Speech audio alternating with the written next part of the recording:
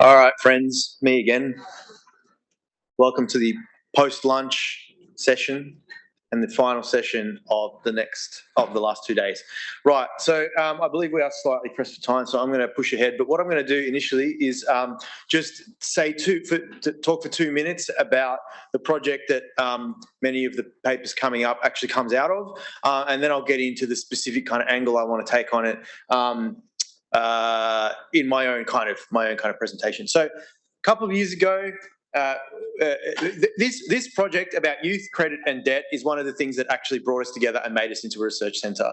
It's the point at which a lot of the kind of relationships that now amount to the centre were actually kind of made and developed in the course of an actual research project. So it was quite kind of significant for us. But anyway, so a couple of years ago, we got some money from the faculty to do a project looking at youth credit and debt.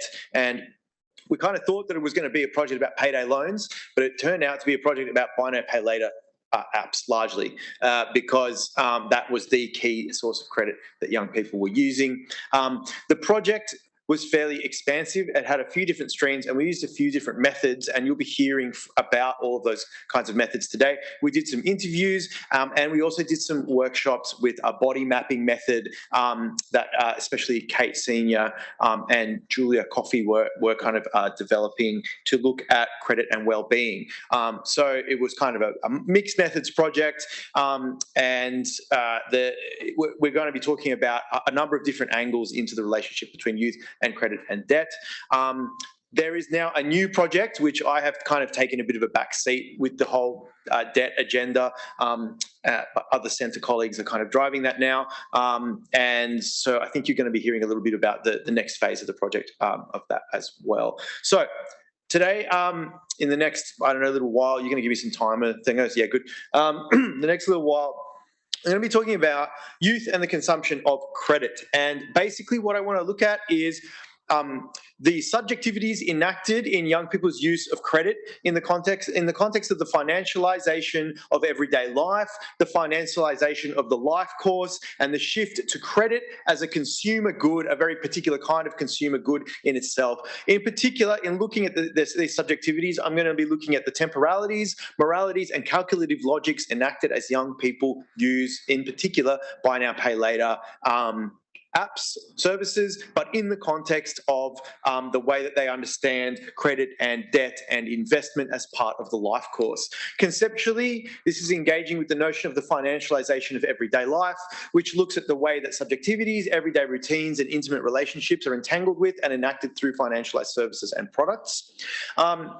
And it's also engaging substantively with this notion of the consumption of credit. And the key thing about this kind of perspective is that the credit has shifted from being something that we use to facilitate consumption to becoming an object of consumption in itself. So credit products becoming approached through the logic of consumption in and of themselves. Credit products being positioned and marketed not as a way of facilitating something else, but rather as a consumption practice that takes its place within an overall lifestyle consisting of a whole other kind of identity signifiers. The key thing about the consumption of credit relates to what Roger was talking about earlier in terms of the notion of rated agency. The shift to credit as an object of consumption introduces new and contradictory strategic orientations and moralities, in particular, the need to consume credit with an eye to future access to credit. So the consumption of credit is necessary in order for you, the aim partially is to get more credit down the track, especially in relation to housing. It introduces moralities connected with consumption, which now accompany the already contested moralities associated with creditor and debtor relationships. So the key thing about creditor and debtor relationships is that they are points of political contestation. David Graeber, in what I have recently discovered is actually a heavily contested book on debt, but being not an expert on debt myself, I didn't know this. But anyway, one thing he talks about, which I think is quite useful, is the way that when in a creditor-debtor relationship, there is a moral obligation for the debtor to pay. And this is, very strong, right? The failure to pay a debt is seen as a moral failing. But creditors are morally ambiguous figures historically. And the figure of the creditor that lends in a predatory way and deliberately traps people into never-ending cycles of debt is, something that has quite a lot of kind of popular resonance. So creditors are not morally unambiguous figures, and David Graeber talks about the way that historically there have been a lot of, political uprisings and things against different groups of creditors and against different states in different times because of their relationship with creditors. So as well as this, the consumption of credit introduces a speculative attitude towards the future, drawing here on the work of Lisa Adkins, in which the future needs to be understood as open-ended and open to strategic negotiation through the consumption of credit. And so when credit becomes an object of consumption, these are the new imperatives that are introduced into the role of credit in the life course. So when it comes to thinking about young people, we need to be thinking about the financialization of the life course, I think. Basically the way that every stage in the life course is now intertwined with different forms of indebtedness. Obviously, student debt is massive, even in Australia, where we have the kind of fairly generous HEX system. Mortgage debt, of course, as Julia Cook and others have kind of talked about. And we're seeing a massive uptake in consumer credit. Young people are now the group most likely, according to ASIC, to be over indebted relative to their income. So they tend to have relatively low raw amounts of debt, but relative to the amount of money they have and their ability to pay off that debt, they are the most likely to be over indebted. So in this context, I want to look at the way that notions of youth and adulthood are connected to young people's consumption of credits, the subjectivities and biographical temporalities enacted through credit technologies, and the attendant moral distinctions that are connected with credit and debt. So in interviews, young people discussed, the kinds of debt that they use and the kinds of debt that they expected to use.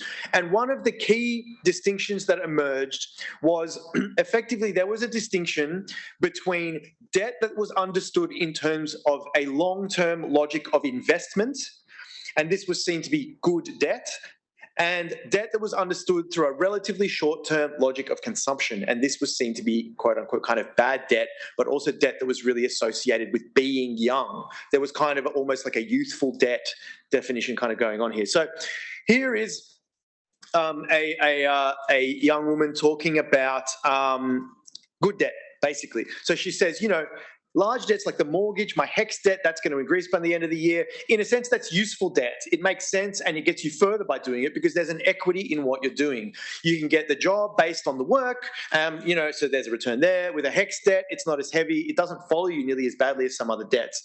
Mortgages, there's always a positive. You can sell the house if you want to. There's an option there. It's not buying something that loses value. So this was seen, this was really seen as a kind of really important part of the biographical movement through youth towards adulthood. Young people positioning themselves as investor subjects and, that being a kind of good, personally responsible form of debt. HEX debts and mortgages were long-term investments in assets calculated in terms of a hoped for or speculated future in which young people would eventually repay these debts. So debt is good when it generates a return, when there's, as our participant says, when there's an equity in what you're doing, when it yields returns, and then it can potentially be sold either in the form of your own skills, in the form of student debt, or as a property, right, as an asset. So this was kind of totally normalized, and in a sense, this was not, in fact, regarded really as debt.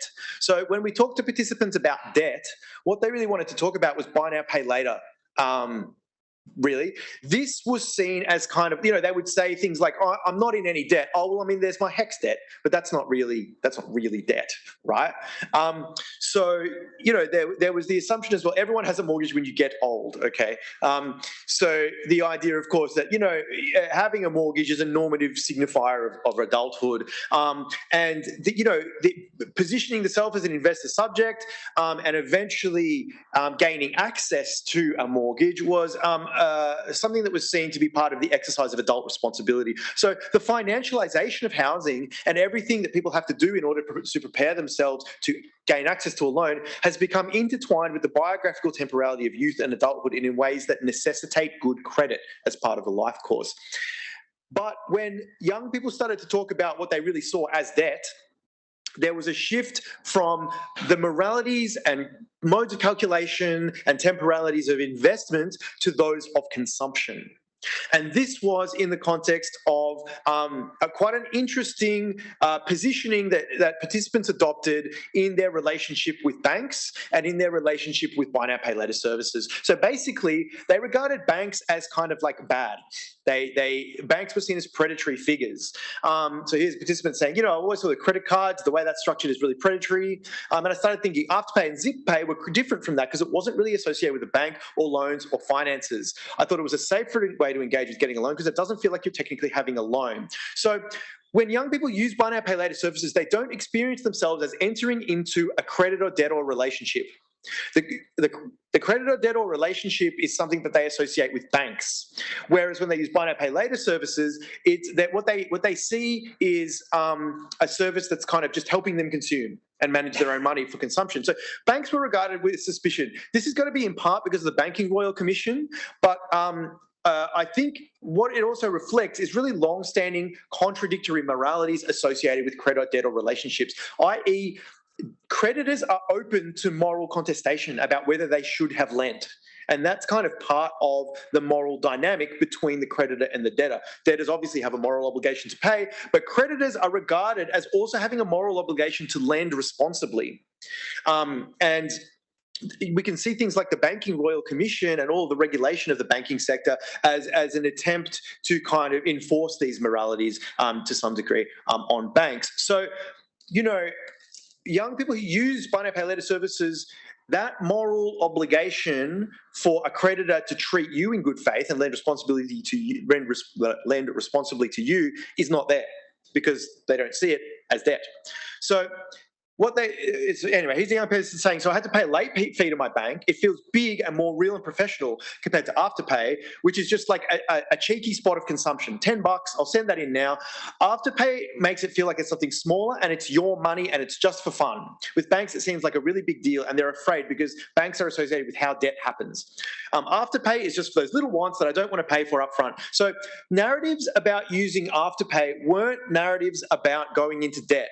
They were narratives about seeing something you wanted, momentarily calculating, I can pay $20 a week for 4 weeks, and buying it, and then experiencing the pleasure of the purchase in the moment, not in terms of borrowing money to then spend on something else. So the whole point of buy now, pay later services, at least when we did this study, I think things are actually changing now, but at that time, they were seen to facilitate enjoyable, unserious consumption without the feeling of immediate surveillance. You don't need to apply for a loan. There were some interviews where people talked about this kind of caricatured figure of the scary bank guy and this kind of suit that this guy is wearing as kind of signifying how he's like a scary guy who's going to kind of judge them. Buy now, pay later services don't do that. They say, this is fun. You can buy this. It's good.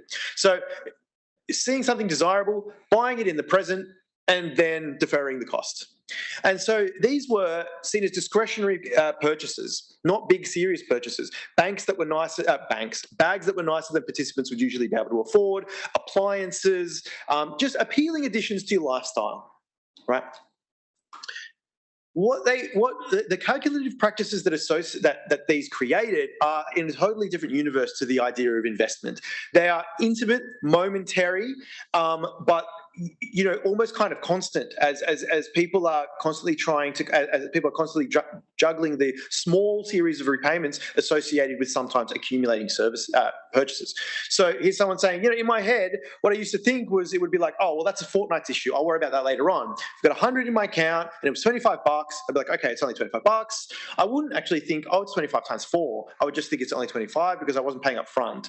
Now I've got $150 on there and I'm aware that in 2 weeks I've got to pay this amount in a couple of weeks, and things kind of mount and mount and mount. So these tiny sums being done in the head all the time in order to kind of facilitate the kind of enjoyable experience of buying these things, and of course they kind of accumulate over time, and then they start to get unmanageable in relation to the relatively small incomes that these young people have. So by using these technologies, young people are engaged as financialized subjects through a mode of calculation that's entirely at odds with the logic of long-term investment that shapes the distinction between youth and adulthood that I was talking about before. Rather than accumulating value over the course of one's biography, buy now, pay later technologies enact a mode of calculation in which days and weeks are figured in terms of financial obligations that may not be considered or defined as debt at the moment of purchase. But they are defined as debt when you have to pay it off. There is a shift. When repayments become hard to manage, participants suddenly are like, oh, I'm in debt, actually. And, they say things like, I would open the Afterpay app and see in the corner what I've spent, and I saw it was $2,000, and it was like, oh, yuck, right? Suddenly I'm in debt. There's a whole discussion of affect that we could have there, but so I'm in debt. Ugh. Shit. So this then introduces a new set of moralities. So it becomes basically, rather than poor debtors, they are preyed upon by these large faceless banks. It becomes, you have overconsumed, in the same way as if I'd accidentally spent all of my money on, some kind of frivolous rubbish. So, here's a participant saying, there's a level of common sense that isn't being used. When you need groceries, you need your lights on, that's one thing. But when you're going to just go and drop $200 on a new article of clothing and ignore the fact that you've got rent due in a week, so the idea is basically using Afterpay and not being able to pay it off is a signifier of personal irresponsibility. So there was also a discussion of the kind of if you are responsible and thrifty and you defer gratification and you save up and you buy something with your money, that's the morally correct way to consume, and it reflects that you are a kind of morally good and self-responsible person. And this connects with the need to eventually access a mortgage. And this connects with the need to become an adult through engaging with mortgage debt. So basically, here's a participant that's saying, look, you can't Afterpay a house, can you? So, not yet. Good point. Yes.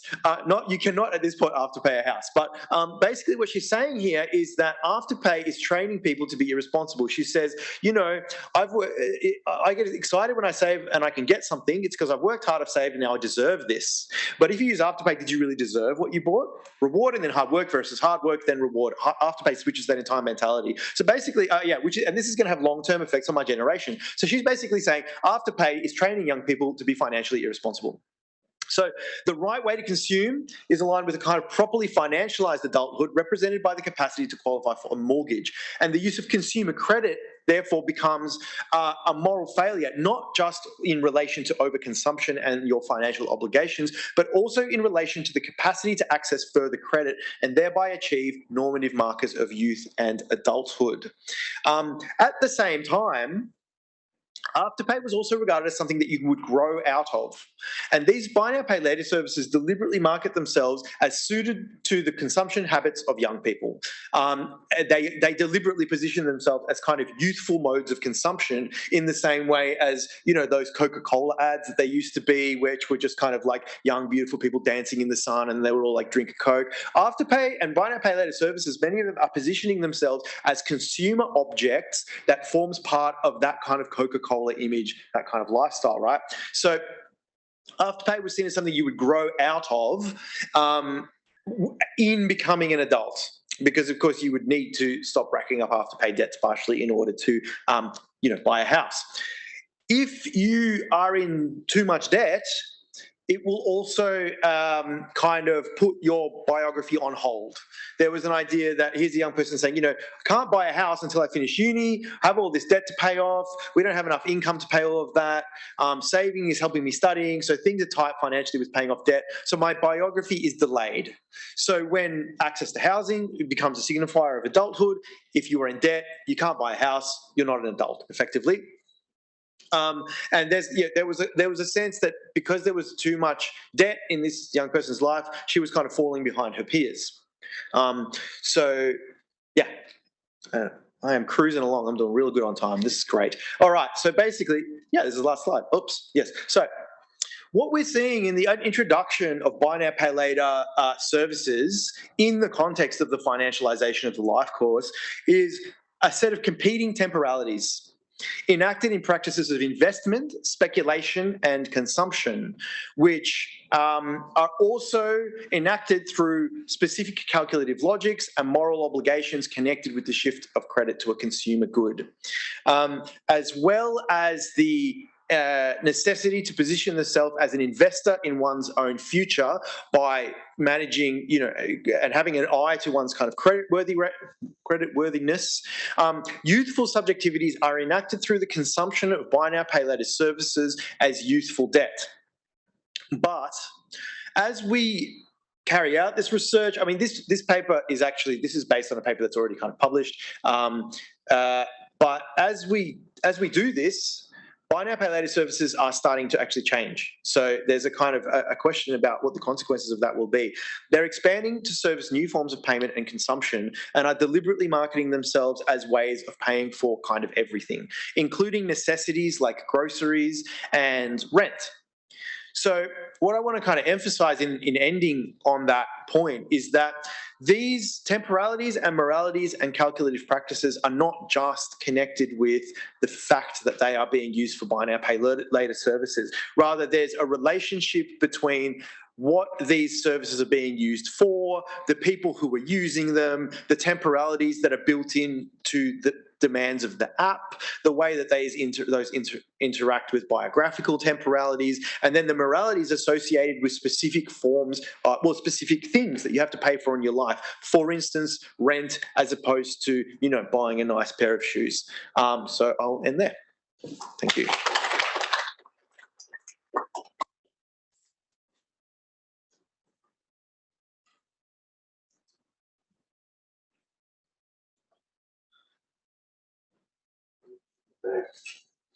You've broken it, haven't you?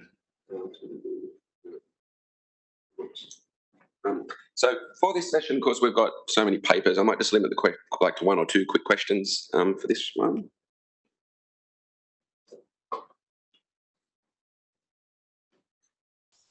Thank you. That was very interesting. I guess one question.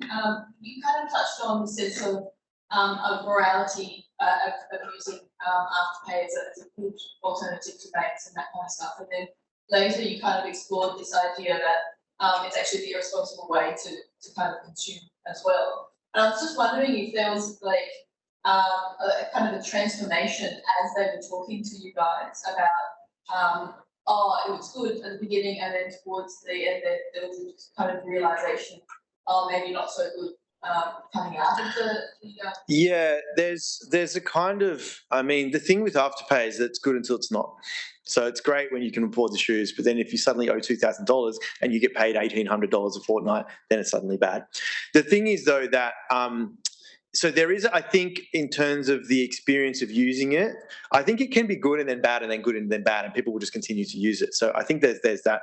But I also, there's also a biographical thing where it's like Afterpay becomes something that you sort of grow out of, and then it becomes kind of like, oh, silly you, I can't believe you're still using Afterpay. The thing with banks is that banks are regarded as, predatory figures, but there's just a kind of air of seriousness to them. They're a little bit scary. But it's like banks, you sign up for something, there's all these forms you've got to read. Some of us in this room would have mortgages. Reading your own mortgage form as a supposed adult is a terrifying and alienating experience. So bank debt. Also, the process with the bank is that you get the money and then you buy the thing. And it's in that relationship that kind of fairly contested morality is kind of enacted. So, anyway, I'm dribbling on now. So it's both, the shift in orientation is both biographical and in relation to the actual just moment-to-moment use of the service itself. Yeah. And there was the way that you get information, whereas the buy now, pay later is all there on the app, where the banks are associated with snail mail and stuff. Yeah. Like nothing good comes by mail kind of thing. Yeah. So Steve's going to talk a bit about gamification and stuff, and getting something in the post. I mean, it's true. I never get anything good in the mail. You know what I mean? It's always like your interest rates are going up. We're going to screw you one way or another. So later. What do you get in the mail, Lana? Postcards from abroad. Things that I buy online. Okay. So I was Making a link to some books I was having after Ben and Matt's paper about investment. I was thinking about like investment pleasure and the calculative practices that we talked about. I was wondering whether or not when people in the study speak to making like calculated investments of the things that they purchase through finance. No, they talked about consumption, but I mean they did say that it was a good way of being able to afford things you wouldn't otherwise be able to afford. But it was at least in this. I mean, I suspect the terrain here is going to change really quickly, actually. But at least in this, it was very much about buying the thing that you wanted but didn't need, but you did want it quite a lot, especially as you were looking at it on your phone. So it was about wanting something in the moment, adding it up in your head, and then buying it. And they did not talk about investing in these consumer goods. No. Yeah. Awesome. Thanks, Dave. Can I do the next paper?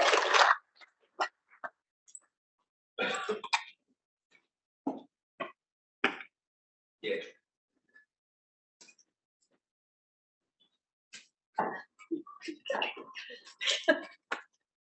Come stand next to me, okay?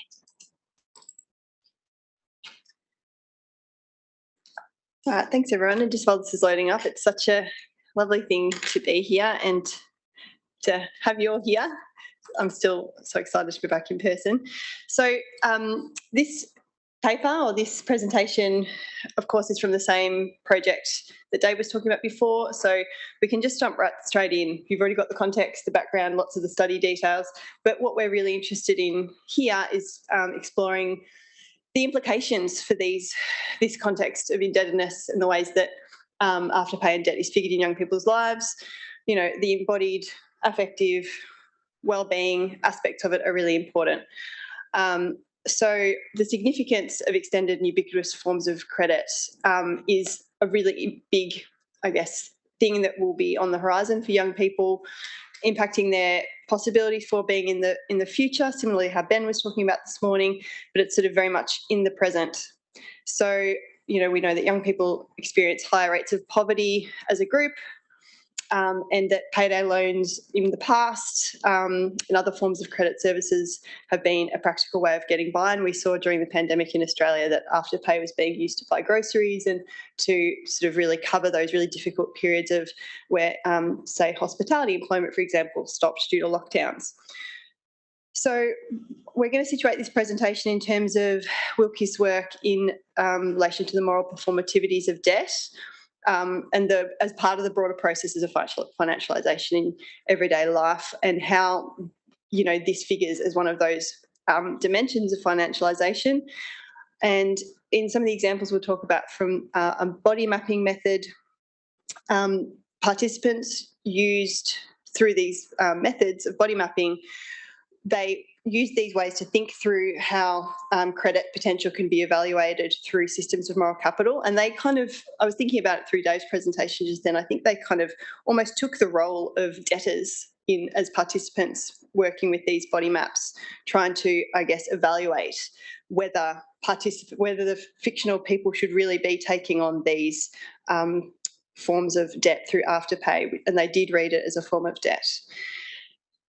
So Kate's going to talk about the study details and the method. Yeah, so we used a combination of the interviews. So we did a lot of interviews were done for this project, and some arts-based methods. And the one I'm particularly talking about is the body mapping. And I think we were interested in sort of really exploring, the idea of well-being through these narratives, discourses, embodied sensations associated with young people's experiences of being indebted.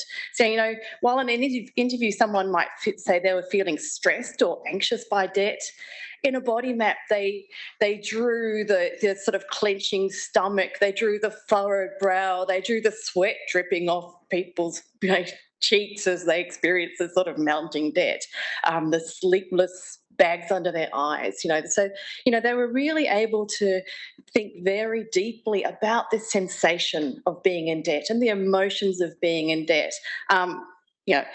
Perhaps more so than we expected in a way, wasn't it? So it was a really crappy time to do a group method in COVID last year. But despite that, we managed to do 3 body mapping sessions involving 7 people, and they generated, small amount of sessions, but they generated incredibly rich data.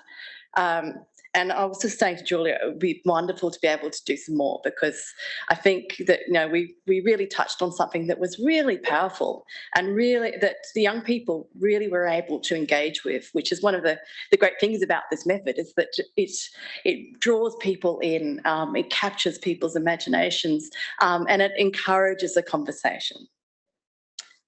So what we did, we got a life-sized outline of a human body.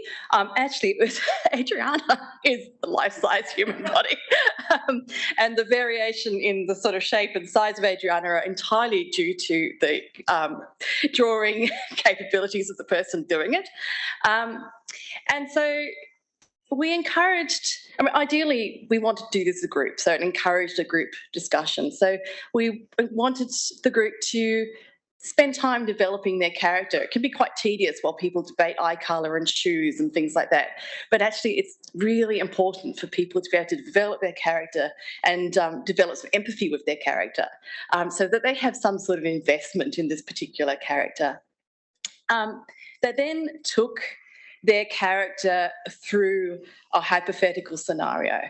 We developed these out of the interviews. And so we first presented them with what was not necessarily a good debt, but like an inevitable debt. The car broke down. They had to pay $1,000 to get the car fixed. There's no sort of moral judgment on this. They just had to get it done. And they talked about how they responded to that. Then they, once they'd worked through that debt, they were confronted with the pair of jeans of their dreams. These jeans just hovered there and they just had to be had. And then they talked about how they would get these jeans even though they don't have any money. And so we talked about, the various forms of credit, and the mystical afterpay reared its head at that moment.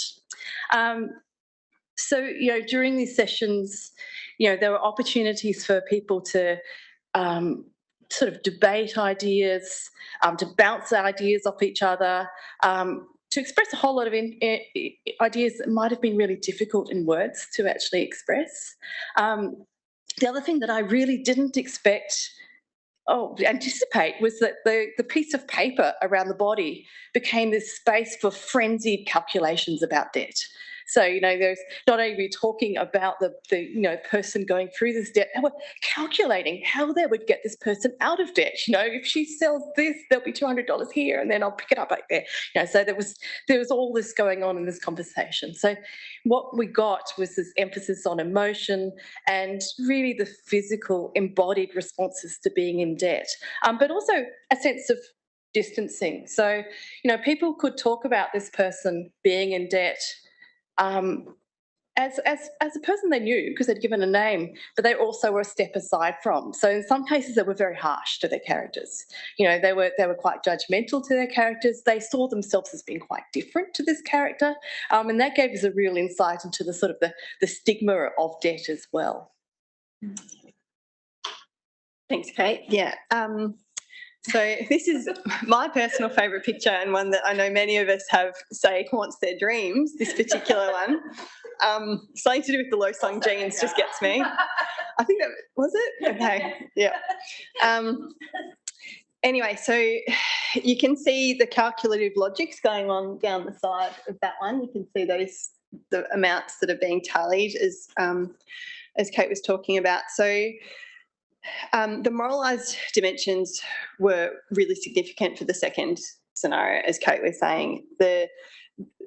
Jeans being a consumer item, they were positioned very clearly by participants as being something that was unnecessary, and that she shouldn't be considering these jeans. She's just been through this such stressful situation. She's already got bags under her eyes from the stress from borrowing money from her parents.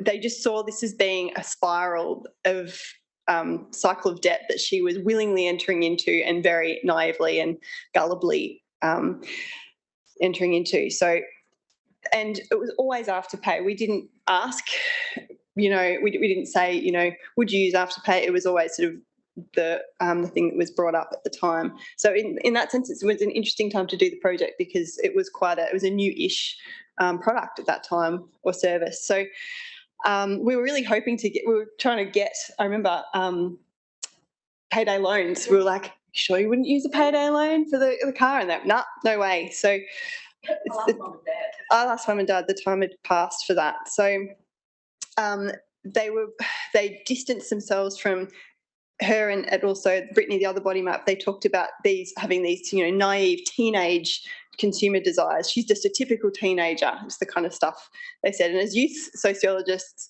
we're used to older people kind of having that real narrative, but of course younger people are feeding into and relying on those existing discourses of moral judgment around the sort of position of young people in society as well. They became increasingly frustrated and hostile towards her, and in the Brittany one, making bad decisions. There's really that individual responsibility dimension of being, making bad choices, the bad consumer, the bad subject. So just generally, as I said, and in Dave's paper as well, talked about, again, the word cheeky was used in the workshop by a different participant, which is kind of interesting. Afterpay having this cheeky appeal, and McDonald and Dan and others have talked about the kind of personalisation of buy now, pay later services. There's been studies in China who also talk about these sort of strange personalities that these products are given, and they kind of relate to it as having their own identities, which is really interesting.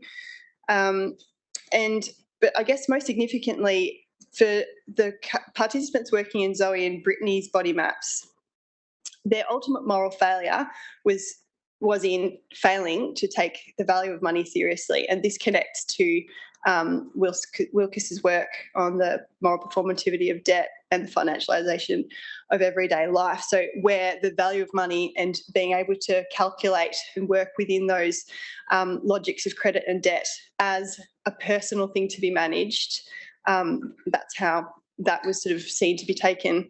That's why it was such a significant personal error. This was a really big deal. So in this landscape, I guess, participants themselves were imposing the necessity of practices of self-discipline in ways that were technical in the calculations and very moralised through their language and their real denigrating way of talking about young people who we know with the exact same age as them. And because this form of credit is so easy to access and marketed as just another way to pay, some participants also took on the role of evaluating the lack of credit potential. So that's sort of, like I was saying at the beginning, that they almost did take on that role of debtor in the distancing. They were really judging whether or not this loan should be given, because in these products, there are no credit checks. So this, these kinds of activities were undertaken by participants themselves. Yet those who had suffered the severe impact of indebtedness, and unfortunately we only had one workshop where this was the case in terms of, unfortunately because of COVID, we couldn't do more workshops at that time. But for Jaden, who also took part in a sandboxing activity, which Adriana led and we'll talk about later in the newer project, Jaden had suffered the severe impacts of indebtedness through being homeless at different times, and spoke of the intimate experience of shame and isolation and the struggle to survive, and did not create those moralised distinctions. He was mainly just really concerned for his character's well-being, saying, I really hope something bad doesn't happen. He really has to be careful. He just sort of took on those feelings himself rather than distancing from them. So Jaden's basically was still in the process of recovering from debt. Not that that's really the way that you speak about it, but in terms of the impacts it was continuing to have on his sense of self, his daily life, even though he wasn't sort of in debt as much anymore, the scarring, I guess, was so significant because he felt like he was always just going to feel like he was one step away from being back in that bad place again. And he described the way his whole sense of self was impeded by the circumstances of financial crisis, because, being completely unsafe, not being able to sleep at night because you're literally out in a park and you feel like someone's going to hurt you at any moment. And this sandboxing, which I think you'll talk about later, is basically using these characters to symbolise, to tell a narrative about a character or an experience. So he used a spade to symbolise trying to dig himself out, and a sword to represent the fight to survive, to eventually reach a time, as he said, where I can finally hang up my spade and just finally be. So the debt was so significant, it was sort of impeding his ability to even be, like to be a person, to have a life. So we know that buy now, pay later products can compound existing economic inequalities, particularly for those on low incomes. And this is a particularly important area, I think, that we'll continue to look at, hopefully, as the space changes, as regulation is, being discussed from 2023 onwards. We'll contribute to that discussion through making a submission as a group led by Julia Cook. So we think these dimensions of indebtedness in terms of the subjective, relational aspects of wellbeing are really important, because these aspects are not typically discussed in the literature. Of course, psychiatric understandings of the impacts of indebtedness really dominate. They talk about, all these different measures of suicide ideation, all these really terrible dimensions of it, but the lived dimensions of indebtedness are so significant and contribute to the possibility of having a life or not. So I think it's really important to continue using the methods that draw out these aspects as being really valuable and important stories to tell. I think I'll leave it there. Thank you.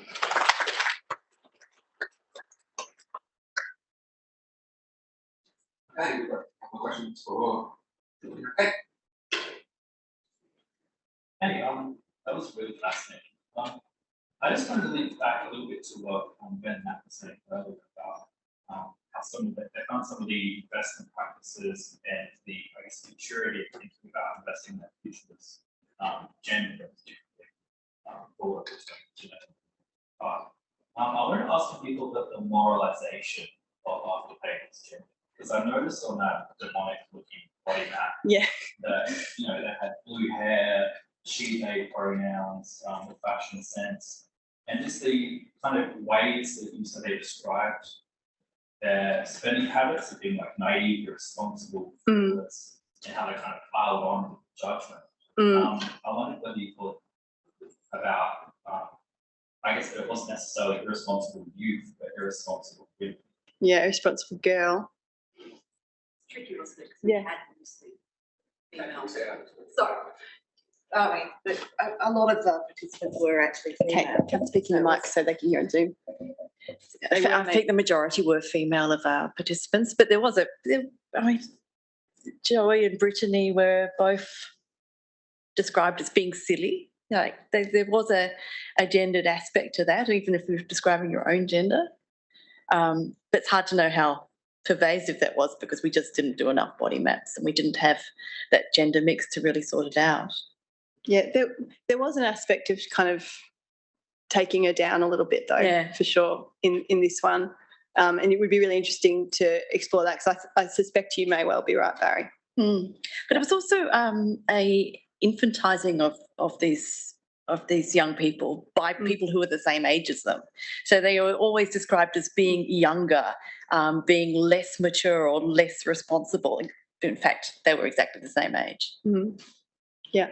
Barney, who was here yesterday, did a PhD where he actually interviewed people like 70 down to like 16, and the 16-year-olds were doing the kind of generational moral panic down towards like 5-year-olds who had iPads. Yeah. And it also seems like Zoe was like so much that she turned into a song. Can you check the chat on Zoom? This will be the last question. Okay. All right. Never mind. Sorry. Yeah. We know about the pay feeds into people's credit score, like credit card. Julia Cook knows. Yeah, it does. Whether Afterpay feeds into credit scores. Yes. Yes, it definitely does. Yeah. Even if you make Even if you make an account with any buy now, pay later and never actually buy something, it still pops up in your credit check. Yeah. And it really like affects things badly if you live in a mortgage. You know what's interesting here? It says if you use it responsibly. Oh, sorry, I just googled this. It says here if you use it responsibly, it will not improve your credit score, but using it poorly will decrease its credit score. So you can't go up. Quite. But you can go down. Yep. That's good. And at least a credit card is good. If you use your credit card well, that's good. Mm. Yeah, this one's good. Yeah, right. We have one more question. Yeah. So it's really fascinating by isn't it? A couple of versions of business really interesting body I guess stigma and shame and you mentioned how it's about stigma and shame. This. Just want to pick up on one point just around kind of moralizing, and I want to ask about so you have the kind of new genes. So any kind of like moralizing about the type of genes, where they came from, the supply chains, like did any of that come into the discussions, or was more about moralizing person that's like going to debt? Yeah, it was really about expensive genes. they were expensive genes, but it really wasn't about the genes. It was about the fact that they were an object of consumption, and they were seen designated by the participants as being unnecessary. So really very little attention was given to what kind of genes they were. It was just straight away what they symbolised in terms of creating this relation of debt. They were very hard on Zoe because she wore Docs too. Like, why is she wearing Docs? She could wear much cheaper shoes. Like, there's something wrong with this woman. Yeah, why doesn't she get a clothes from Kmart? She could save so much money. Entire group of Doc-wearing young people who drew her. You know? Yeah. Excellent, thank you. Thank you. Kate and Julia in two. Yeah. Square. Oh yeah. Yeah.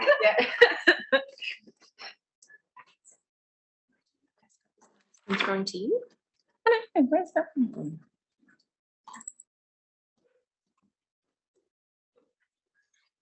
Sorry? I think mine might be first. Oh, okay. Lower the screen. Oh, yeah. No. Oh, that's a bit better, isn't it? Yeah, no, I think that's me first. Oh, cool. Okay. Yeah. Yep. And then, am I doing that? Yeah, what am I doing? You're doing that. Okay, cool. And then you. Yeah. Yeah, cool. I'll like give you a look. Yeah. Yeah, so this project again follows on from Julia and Kate and David's stuff. Julia, and when I say Julia, I mean Julia Cook. Julia and I had done some work around buy now, pay later as our kind of previous project in the lead up to this one. And I guess our part has been getting more and more applied as we've been working through this youth and debt project. So in this particular part of the project, we've been speaking with youth workers, so practitioners who work in some aspect of the youth sector, about the experiences of the young people that they support in relation to debt, and also their own levels of skill and how they kind of practice around youth and debt. So youth practitioners or youth workers, for us, they were a really important group to connect with because they're kind of the gateway around a lot of these issues. So our lead up to this, you know, the other pieces of work that we've done in this project and the literature more broadly tells us that young people don't like to talk about debt. I mean, who does really? But for young people who present to support services, debt is not an issue that's going to be their trigger to do that. So generally it'd be young people presenting about another kind of life issue, and then the stuff around finances and debt comes along with that. So speaking with the kind of broader body of youth sector practitioners is our kind of lead into the gateway practitioners, I guess, working with young people in those spaces. We wanted to know about what help practically is out there for young people who find themselves in debt or have some of the complex experiences around that we're about to talk about. And there aren't specific organisations that we could go to. You know, we weren't able to say, oh, you know, let's go down the road and talk to, you know, the amazing youth debt organisation because they don't exist. So these youth sector practitioners practitioners are kind of as close as we could get. And also because youth workers are amazing. That's my kind of background in terms of practice. Julia has been making incredible connections with people. So, it's just been a really amazing kind of group of practitioners for us to connect with. Okay, so just a little bit from me about the methods, how we approach this. So this project's been going this year, and we've conducted interviews and focus groups with 18 youth sector practitioners from quite a wide variety of organisations. So it's been people working across housing and homelessness. We've spoken to a financial counsellor and a financial capability officer to get their perspective on it. Spoken to people working in out-of-home care, transition services, youth justice, kind of generalist services, and community development and more kind of strategic roles. So we've had a really broad range of practitioners that we've consulted with, and they've given us a really fascinating insight into the work that they're doing with young people. And this has been across the Hunter region and the Central Coast. That's right. So the first part of the findings that I'm going to talk about are the practitioners' reflections on young people's experience. So this is the kind of stories that they shared about the young people they support. And Julie's going to talk a bit about the practitioners' own capacities and skills. So the text on the screen there, they're all quotes that have come from the practitioners, but I'll let you read those. So the key kind of theme that came out again and again and again, and I don't think this is surprising to anyone, is that debt is not a standalone issue, right? The experiences of debt for young people were part of really complex lives. Remembering that a lot of these youth services are dealing with young people around, complex issues like homelessness, transitioning out of home care, for example. It's not an isolated issue. And, some of the examples of the complexities and the hard stuff going on for young people around debt, one example there is about, young people who have just kind of got not much left. And it's like, what are you going to do? I accumulate one more fine. You're going to kick me out. I'm already homeless. Or things like domestic violence relationships, which, of course, in and of itself is complex, but then, all the financial issues and implications for debt tied up in trying to leave a domestic violence relationship. There are a couple of case studies among many.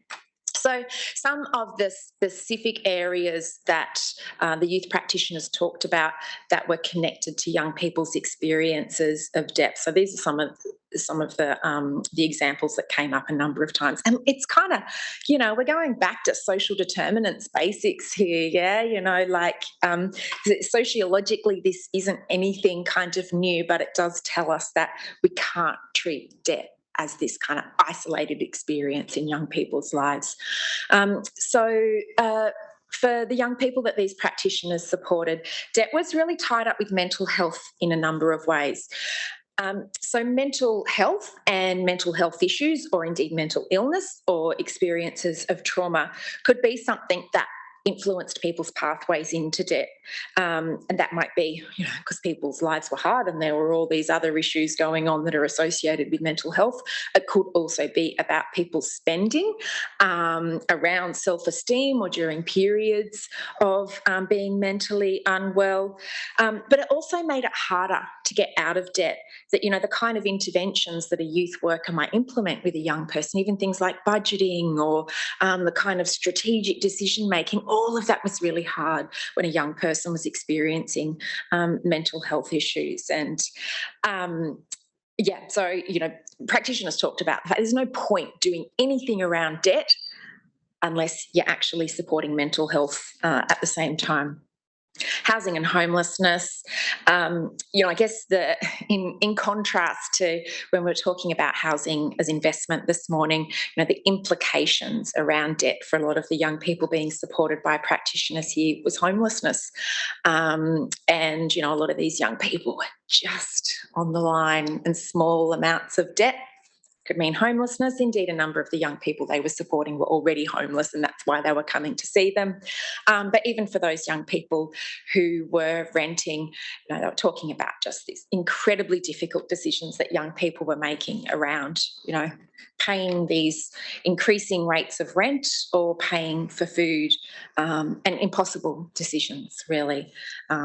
Yes, such a critical issue at the moment, the housing and homelessness stuff. We talked to one out-of-home care agency in particular, but a number of the young people supported by these practitioners had experiences being in the out-of-home care system. And that was really interesting because young people in out-of-home care were seen particularly to have so few safety nets, right? It's like ain't no bank of mum and dad there, right? And this kind of independence that happens early, that could be really problematic. But as we'll see kind of at the end of this session, could also be something that's kind of a strength, but a whole lot of complex stuff for young people who've been in out-of-home care. And the influence of family and the family environment was seen to be something that could be really positive. Like living in poverty doesn't mean that your family's shit and irresponsible in terms of money, right? Some of these young people, the family environments they were living in had taught them about how to be resourceful. But in other experiences, practitioners saw it as almost an impossibility to support young people out of debt because everything they'd experienced at home was role modelling something opposite to what they were trying to share. We won't talk much about types of debt because our friends and colleagues have covered that, but a couple of additional forms of debt that came up were fines. That came up a lot, that young people kind of accumulating fines, particularly around transport, catching buses and trains without a ticket, but also some for COVID breaches, breaching public health orders, and the kind of unofficial debt, particularly from drug dealers. So, buying drugs on tick or, on credit, and how you kind of balance those informal debts. Unsurprisingly, I talked about most young people wanting to bury their heads in the sand around debt, and it wasn't until kind of some of these other issues around things like housing came up that they were able to kind of go into a discussion about finances and debt and all that emotional stuff that Julia and Kate talked about, around embarrassment, hopelessness, that really came out from the youth practitioners as well. In terms of supporting our approach to this, it does seem clear that, in fact, these youth practitioners are people who young people are talking to about this stuff. Even though the youth practitioners sometimes have to be a bit clever because, it's like hiding vegetables in delicious food. We'll draw them in to talk about something they're interested in, but we'll sneak some stuff in about finances and debt. Yeah, we really found that we had a kind of hunch that this would be the case, but the youth practitioners were really a first and often only kind of port of call for young people experiencing debt that present for other reasons. But as Kate said, often in the course of like casework or mentoring or even drop-in some cases, the debts would kind of come to light. And in some cases, this took a really long time. So I was speaking to one practitioner who told me about working with a young person for 2 years before they finally disclosed that they were in a lot of debt. So I think there's something to be said for the kinds of relationships that that the youth practitioners have with the young people that they're working with, and the fact that that couldn't necessarily be kind of duplicated by another service, even if it existed. And moving on to think a bit about the youth workers and the kind of skills that they brought to this process and the kind of background that they did or did not have. Speaking to them, it became very quickly apparent that they did not have any formal kind of background or training in supporting young people with debt and financial hardship. So they were quite direct about that. When we asked them, most of the time they said, no, I have no background in this whatsoever, didn't do any maths in my degree. This is really not something that most of them saw themselves doing, but they have ended up doing quite a bit of it nonetheless. And so when they were kind of within their practice, working with young people, experiencing debt and financial hardship, they generally drew on their professional experience that they developed over time, and they also drew on their own lived experience. So many of the practitioners were quite young themselves, and in some cases they'd had their own brushes with buy now, pay laters in particular, and could talk about, I've been there too.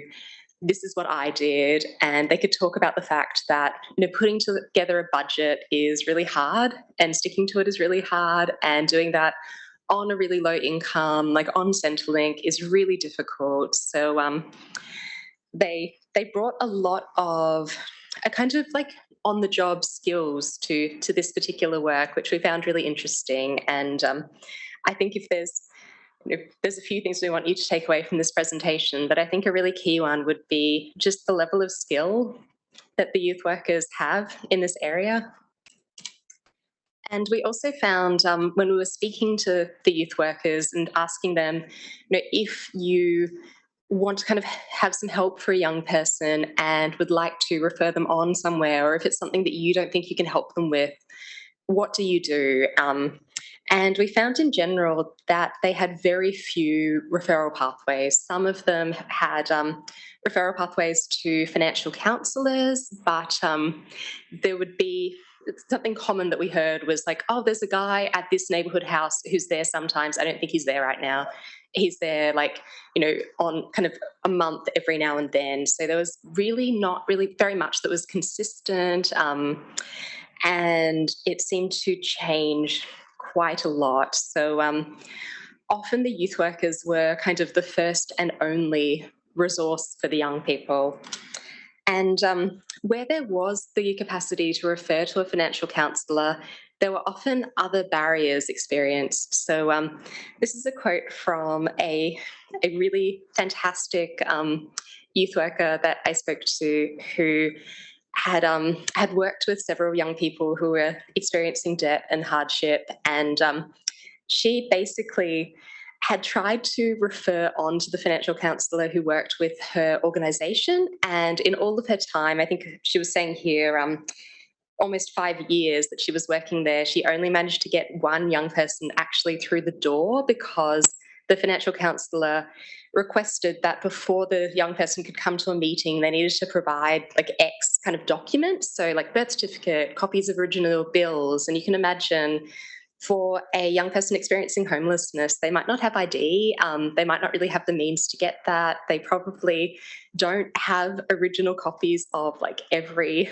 kind of debt. So that kind of expectation was simply not kind of fitting with the reality of young people's lives. And we saw quite a bit of that. And so moving on to some recommendations coming from the youth workers themselves. So the first one's pretty obvious, that we need more financial counsellors. So trying to find a financial counsellor was really difficult, and they seem to kind of be there one minute, gone the next. And it's very difficult to get young people through the door. And from the side of the financial counsellors, it seems like there was not always a very in-depth understanding of the kind of unique challenges faced by young people. And so a very clear recommendation that came through was more financial counsellors trained specifically for working with young people. And we would go a bit further and say that there's also the potential for the youth workers to, I suppose, impart some of their kind of expertise to financial counsellors on working with young people, because they do it really well. And so there's something to be said for passing that along, I think. And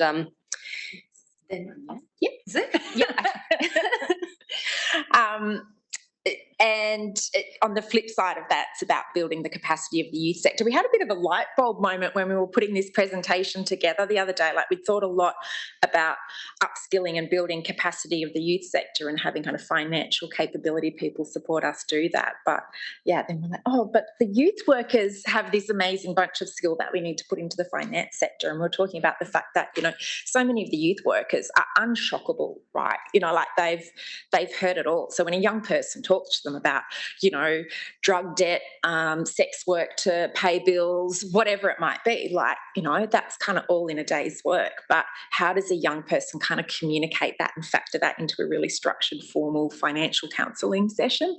But yeah, building the capacity of the youth sector is really important, and actually acknowledging that it's part of their practice. I'm a human services teacher, and I felt a little bit ashamed when I was doing this research to go, I don't train any of my students in supporting young people through debt and finance stuff. And, you know, we're training the youth workers. Those are the people I spend time with every day. So that's kind of our next phase of the project. We'll hopefully be doing some of that work.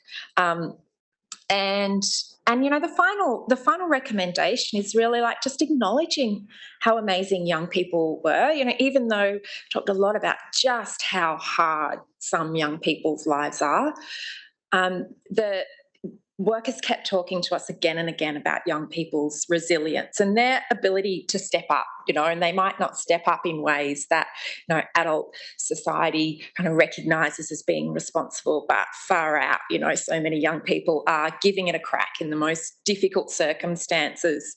And that came out particularly when people were talking about young people in out-of-home care who are out there adulting at really young ages. One worker was talking about a young person she was supporting who was about to have a baby at a very young age. She was like, you know what? She's going to be okay. She knows how to budget. She knows how to make a meal out of nothing because she's been doing it all her life, really.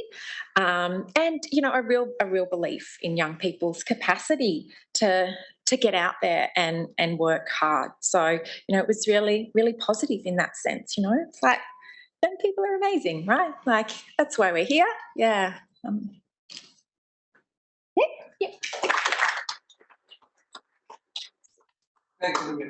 Maybe that was yours, the last slide. You did a really good job. I think we're also thank you so much to contribute or question on this. Great paper. Something that really flagged for me is the siloing of these services amongst other human services, as well as the need for capacity building and what they can also contribute to other services. So I guess my question is, how do you think that can change? Because like it's an issue that workers have been facing in the way that we funded. It's a policy issue for sure. How do you think that capacity building work that you speak to that it's just going to start to build the community practice thing or Want me to answer that? Yeah. It might have been Natalie and Ben this morning talking about, you know, resisting the temptation to kind of say, you know, teachers and schools need to kind of do everything because they can't do everything. I think the same risk is true of youth workers. You know, most youth sector practitioners are covering a whole bunch of stuff for people, especially practitioners doing things like casework. That's really, can be really intensive and, you know, cover a whole breadth of issues. So being mindful that what we're proposing is not kind of one more responsibility on youth workers, but kind of supporting capacity on stuff that's already there.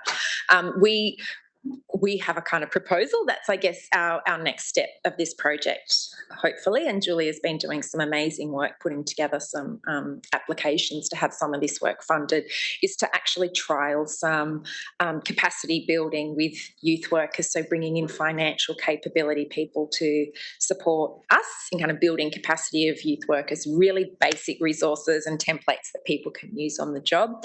But also like harnessing those youth workers to do some of the capacity building with financial counsellors who were really interested, right? Oh, yeah. Like the financial counsellors that we spoke to, or, you know, that have been kind of peripherally involved in the project, they're really interested in this, and they recognise that there's not enough of them, and there's a whole kind of cohort of people that they're not tapping into.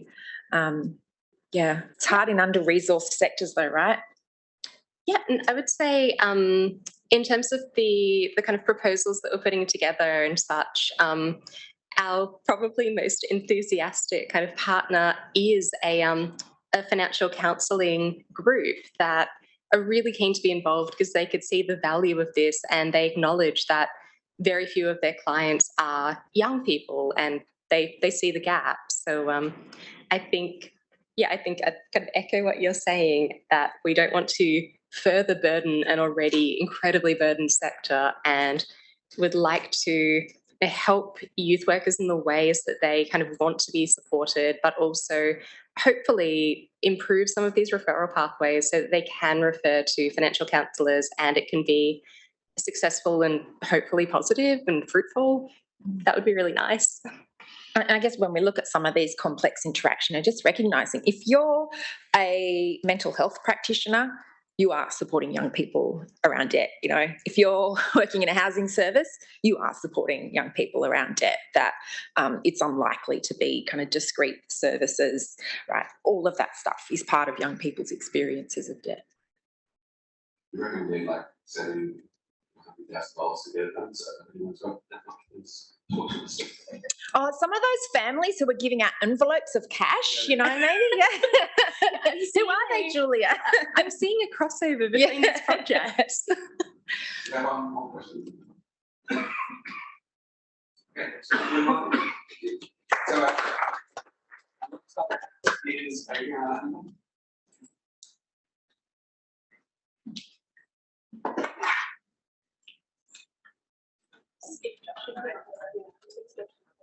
oh, sorry. Sorry, did I mess that up? That's all right. Yeah.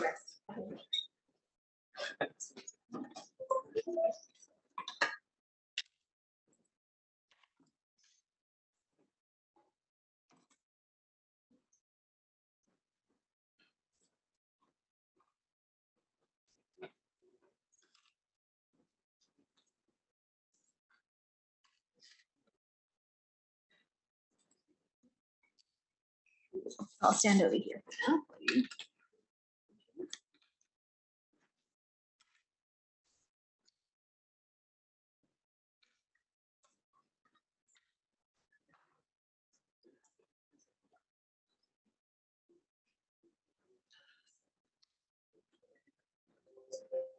If anyone wants to leave comments for us or get in touch with us afterward, you can go to this QR code. If you just put your device at the screen, or that URL, bit.ly/youth debt.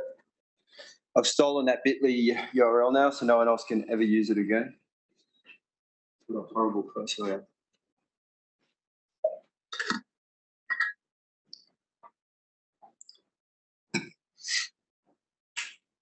That'll just get you to a set of Google slides that are interactable. You can edit them.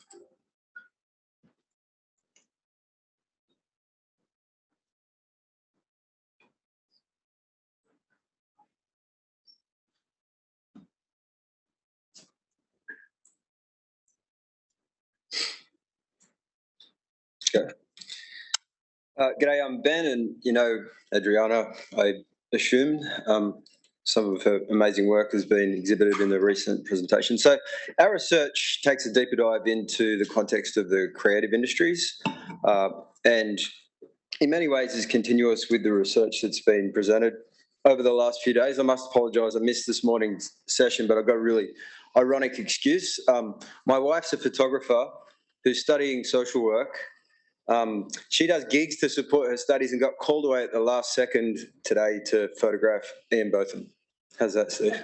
And her dog was sick, so I had to stay home and look after the poor thing. I'm not sure what Ian Botham's doing in Australia. Anyway, so I have a bit of a, even though I'm a design lecturer, not a sociologist, I have a background studying precarious labour in the media work sectors. And so we wanted to have a chat to people 18 to 30 in the Hunter trying to start their careers in this area and talk to them about their relationship with debt. And Adriana's going to talk about our methods. So far we've spoken to 14 young creatives in the Hunter Newcastle region. So we did semi-structured in-depth interviews, and we also used sandboxing, this creative visual method, which the creatives really liked. So basically a little bit on the method. This is what it looks like. So when I come to interviews, I bring these portable plastic trays with sand, and I bring a ton of these miniature figures with me. And basically, I prompt participants with something. So in this case, we were asking them what their experience has been like with debt, and if they could use these figures to then symbolize, visualize what that experience has been like. I work on my own sandbox, they work on their own, and then at the end, we come together and share what's happening in here. So the method aims to elicit conversation, and talking about money isn't easy. It's also meant to disrupt a bit of that power hierarchy happening between researcher and researched. And in this study, I think I really felt that was beneficial. I did an interview upstairs, and I ran into Steve after downstairs, and I was like, I'm so grateful for this method right now, because it really changed the dynamic once we introduced it. So that's just a bit on what we did, and I'll be showing you some examples in just a minute. Okay, so before we step through those examples, I'm going to introduce you to just the key areas we discussed. And this is a preliminary presentation because we've only just done the research. So we're just keen to get your ideas about where we think the themes are heading, because we're going to sort of try to generate a publication through this. Really quickly, that photo is taken in a co-working space that I actually had my business set up in a couple of years ago before I returned to academia, and the mood of it really does reflect what the creative industries are perhaps like here in the Hunter. And in Newcastle, it's literally a tyre factory, and people's areas were kind of portioned off with chalk marks on the ground. So that sort of got me interested in investigating labour precarity in the media industries, and I looked at organised networks of media workers and how they respond to being sort of, stuck in this situation where they're very much individualised and responsible for their own position and everything that entails. So with that as a sort of background, we were very interested. I was very interested to find out more about the plight of young creatives in the Hunter in the face of these new forms of debt, and some of the things that we talked to them about, or did some creative collaboration with them around, were things like debt and parental support, engaging in precarious labour as a prospect in general, and investing in training and qualification, particularly around HEX help. And as you can see, of course, these are very much continuous with what other researchers have been doing in this space, and David's presentation earlier is very much in keeping with what we kind of discovered so far. And so some of the preliminary themes that we're sort of mapping out at this stage are around that idea of precarity and intergenerational disempowerment. Support from parents is the only preventative for debt, predictably, but it's another source of precarity. And in this case, the disaffection of dependency and the lack of self-efficacy this promotes plays a big role in their careers and their sense of themselves as a creative. And I've got a few quotes around these themes that I'll show you in a moment. That labour precarity and debt is another theme where precarious labour both compels debt and makes debt difficult to honour and even attain. And in the context of creative industries, there's some unusual forms of debt, such as software as a service, which creates a kind of subscription-based relationship with debt that's ongoing. And this idea of debt being a gamble, and they're not sure whether or not it'll generate future work. Investing in things like HEX help don't necessarily guarantee work in the creative sectors. So here's a few quick quotes that relate to these preliminary themes. One participant said, "I don't think I'd be doing this if I didn't have parental support, and I don't think I'd be doing what I love in the creative industries if I didn't have that safety net." Another said, of course, that this doesn't doesn't feel great, this sense of indebtedness to parents in an ongoing way, and that's always sort of hovering in the background to their career and its development and contemplating their future possibilities. And in relation to this idea of precarious labour, a common theme that seemed to emerge was the goal of becoming a generalist, because of the sense that there was an expectation that people needed to be able to be a jack of all trades, but simultaneously really expert at things before they even begin in their careers. And so in this way, it's quite difficult, especially in exotic technology-based jobs, to actually prepare yourself for the labour market, because you can't become an expert 3D animator at university. I teach in these programs, and I know this for a fact. We simply can't prepare people for, I mean, there's no such thing as a job-ready graduate in that sense in the creative industries. We know that's rhetoric. Also, there's this continuous sense of anxiety that emerges from the sort of what I might call the absent pipeline. You're never quite sure where your work's going to come from, when it's going to arrive. People who are supplying with the gigs are not particularly forthcoming with communication, because they're very busy running their quite complex businesses and attending to other things. They're not necessarily, writing back to you to reassure you that work might be on the way. And of course, all the while, this is to the background noise, especially of people who are studying to get into the labour market, of debt that's emerged around their study. Precarious networks of support are an important theme here as well, where people, for example, rely on flatmates to support them through dry periods of work, with one participant saying that their flatmate paid the rent, and they had a sort of tacit understanding that when work came in and when invoices got paid, and I can tell you for a fact this can take months, and in the case of the university, 2 or 3 months to be honoured, that they be paid back later on.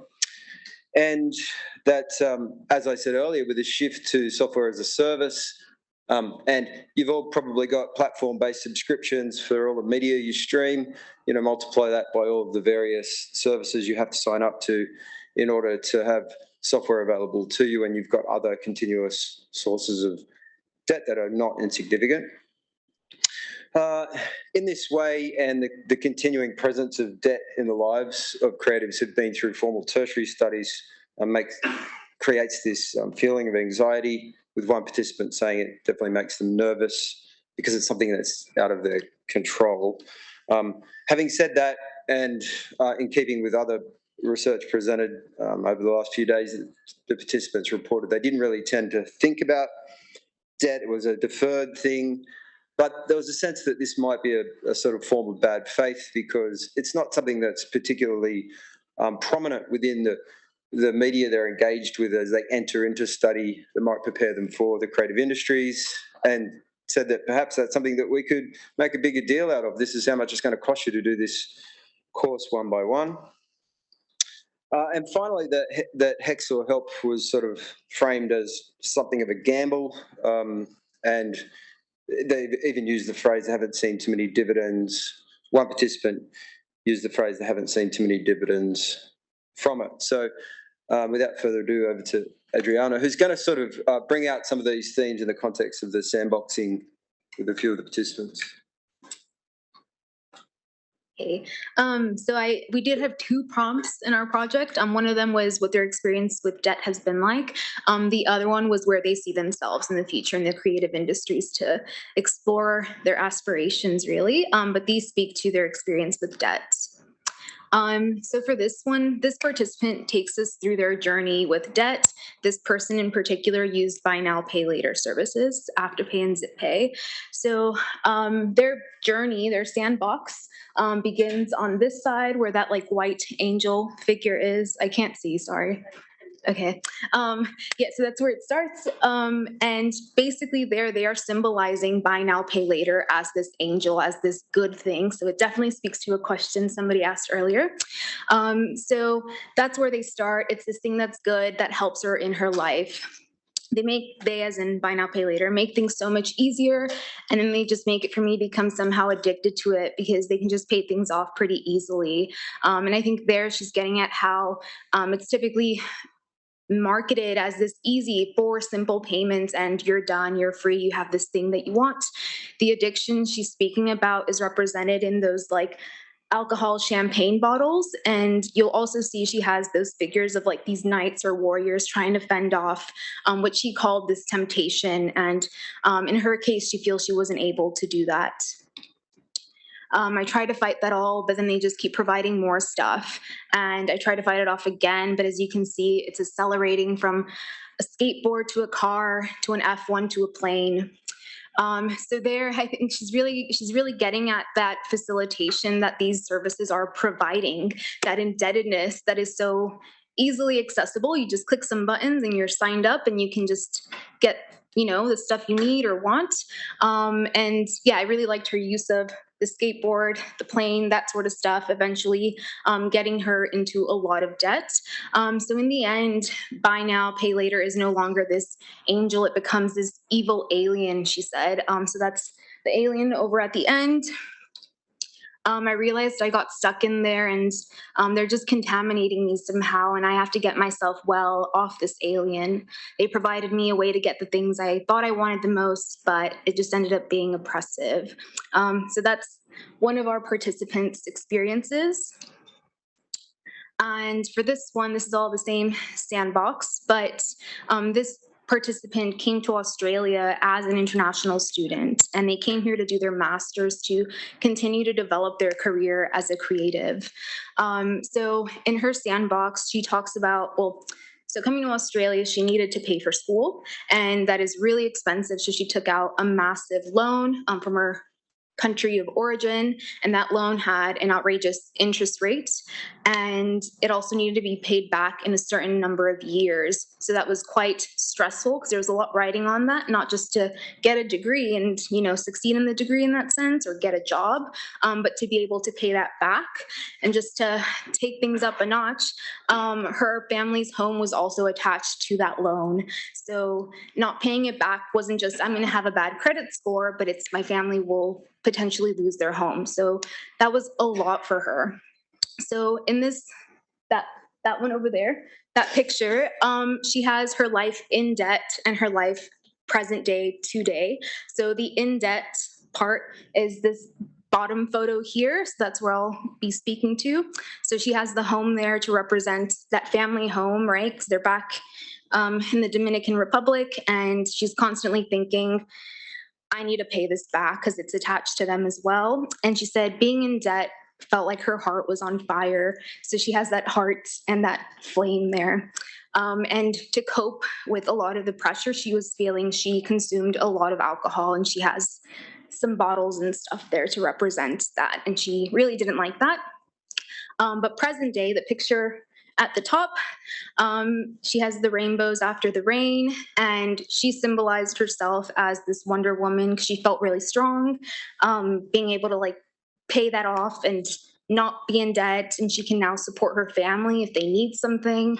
So yeah, so that's just a bit of what's happening here, and I'm kind of just thinking out loud as well. I left that quote up there because I think that feeling definitely surfaced in the in-depth interview, whereas the sandbox presents it as a very divided, like in debt, out of debt. But I think she still had that sense of resentment that she had to go through so much to get there.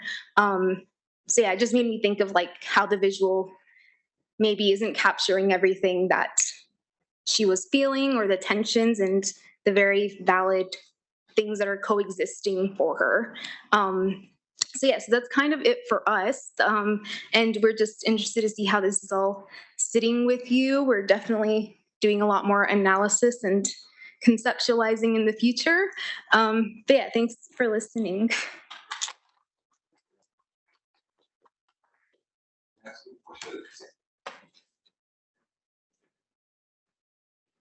Hello again, it's me.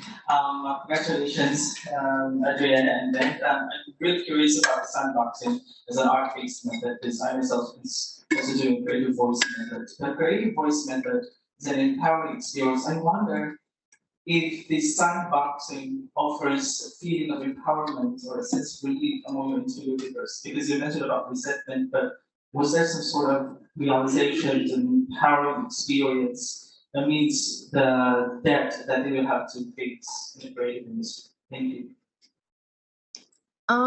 Yeah, I'll just briefly touch on like this one in particular. But yeah, the method does aim to like visualize and reflect on an experience. And for her, she definitely like she formed it and she's like, I've never seen it in this way, even though this is her life or how she feels. And she was like, thank you. Like I feel so much better because I'm not as like focused on kind of the dark side because she's over here now. And I think, yeah, I think a little bit of that kind of feeling better or empowered maybe. Yeah.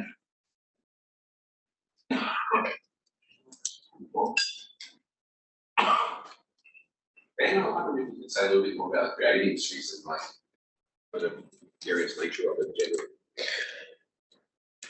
Well, Previous work, yeah, okay, so my previous research, I've looked into organised networks of media workers who are in, I guess, precarious circumstances who've teamed up. And I studied a collective based in Fremantle, did some ethnography with them, and I have a few publications based around this, but also one based in Wellington, New Zealand. And I mean, there may be more forthcoming, but something that I think is very interesting is how it is that networks of individuals or micro businesses team up in order to try to perhaps resist might be the right word, the circumstances of a post-industrial context of media work. And I think and what we're seeing with our emerging creatives is much more familiarity with that sort of context of work. We're very much trying to, I mean, I'm teaching in that space. I teach industry studies, and I mean, I'm very much trying to work with them to realise greater preparedness for that, which is absurd in a way. And as part of the research, actually, Adriana discovered that some of the students reported very negative feedback on the courses that I actually teach in terms of that level of preparedness.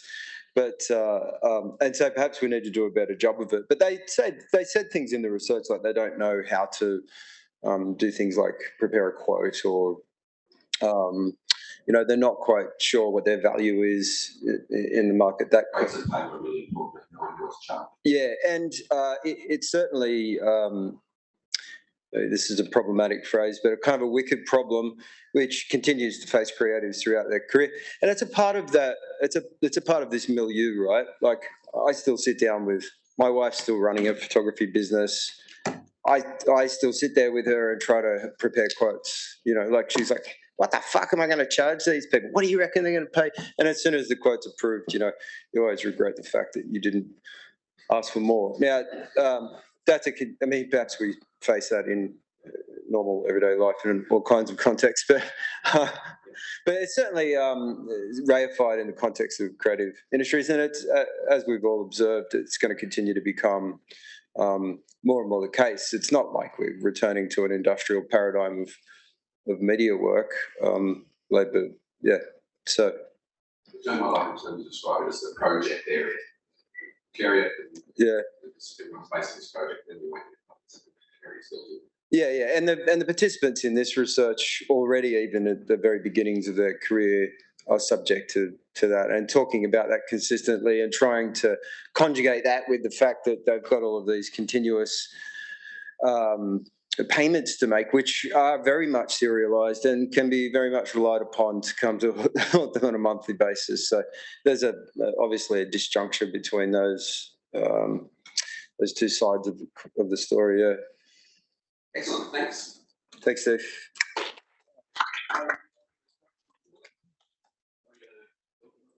Thanks also to the Youth Study Centre for inviting me to be part of this research. Sorry.